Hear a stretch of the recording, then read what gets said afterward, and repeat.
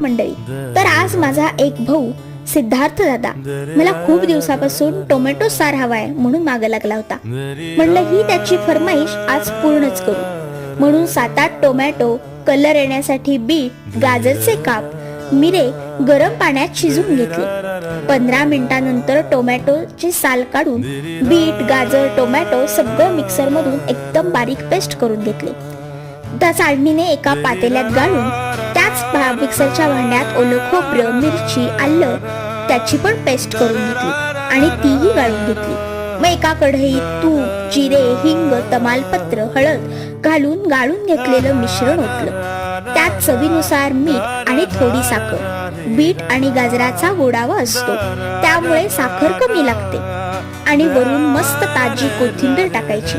गरमागरम सार आणि जिरा राईस दादा एकदम खुश झाला.